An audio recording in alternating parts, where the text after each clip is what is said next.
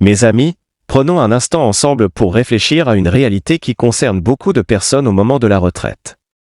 Après une vie entière de travail, de cotisations et d'efforts, on pourrait penser que la pension perçue chaque mois suffit pour vivre confortablement.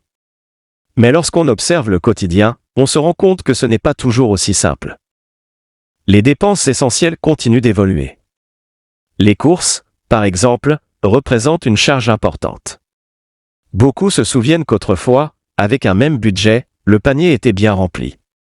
Aujourd'hui, les prix de l'alimentation, des produits frais, de la viande ou encore des produits de base semblent peser davantage. Chaque passage en caisse rappelle à quel point il faut calculer et organiser son budget avec attention. À côté de l'alimentation, l'énergie occupe aussi une place majeure dans les dépenses. Les factures de chauffage et d'électricité peuvent inquiéter, surtout en période hivernale.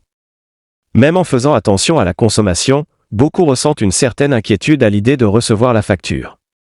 Cela montre bien que la gestion du budget à la retraite demande des efforts constants. Mais au-delà de ces postes de dépenses, il y a aussi toutes les petites charges du quotidien, le téléphone, l'assurance, les abonnements, l'entretien de la maison ou de la voiture. À cela s'ajoutent les imprévus, une panne, une réparation, des frais de santé, une paire de lunettes à remplacer. Ces petites choses, mises bout à bout, peuvent rapidement déséquilibrer un budget déjà serré. C'est pourquoi il est important de rappeler que des solutions existent.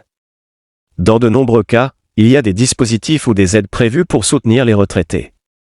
Ce ne sont pas des privilèges, mais des droits, pensés pour améliorer la qualité de vie des personnes âgées. Pourtant, beaucoup passent à côté, souvent par manque d'information ou parce qu'ils pensent ne pas être concernés. Prenons l'exemple du logement. Certaines personnes peuvent bénéficier d'un soutien partiel sur leur loyer ou leurs charges. Pour d'autres, il existe des dispositifs liés à la santé, comme une complémentaire adaptée, qui peut alléger les dépenses médicales. Ces soutiens peuvent réellement changer le quotidien, moins de pression sur les factures et plus de sérénité pour vivre. J'ai entendu l'histoire de retraités qui, en se renseignant simplement auprès d'un organisme local, ont découvert qu'ils avaient droit à une aide qu'ils ignoraient totalement. Cela leur a permis de mieux équilibrer leur budget, de se soigner avec moins d'angoisse et même de retrouver un peu de confort. Ce ne sont pas des situations exceptionnelles, mais bien des exemples concrets de ce que l'information peut apporter. Les dépenses de santé représentent un autre domaine essentiel. Avec l'âge, elles augmentent souvent, lunettes, soins dentaires, appareils auditifs. Même avec la prise en charge classique, il reste souvent un montant à payer. Pour certaines personnes, cela devient un obstacle. Mais là encore, il existe des solutions qui permettent de réduire ce reste à charge et d'accéder plus facilement aux soins nécessaires. Au-delà des aides nationales, il existe aussi des dispositifs locaux. Certaines communes ou régions proposent des réductions sur les transports, sur les activités culturelles ou sportives. Parfois, de simples démarches suffisent pour obtenir une carte ou un abonnement moins cher. Ces opportunités sont encore trop souvent méconnues, alors qu'elles peuvent faire une réelle différence dans la vie quotidienne. Ce qu'il faut retenir, c'est que chaque retraité a des droits. Ce ne sont pas des faveurs accordées à une minorité, mais des dispositifs créés pour tous ceux qui ont contribué toute leur vie. Les démarches peuvent parfois sembler compliquées, mais elles valent la peine d'être entreprises. Un rendez-vous dans un centre communal, une question posée à un conseiller, une demande en ligne, tout cela peut ouvrir la porte à un soutien précieux.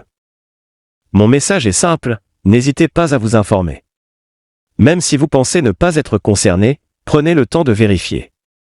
Peut-être qu'une aide existe pour vous, ou peut-être qu'elle concernera un proche, un voisin, un ami. Partager cette information, c'est aussi rendre service à ceux qui n'osent pas poser de questions. La retraite doit être une période de sérénité et de dignité, le moment de profiter après une vie de travail. Chacun mérite de vivre ses années sans la crainte permanente des factures ou du manque.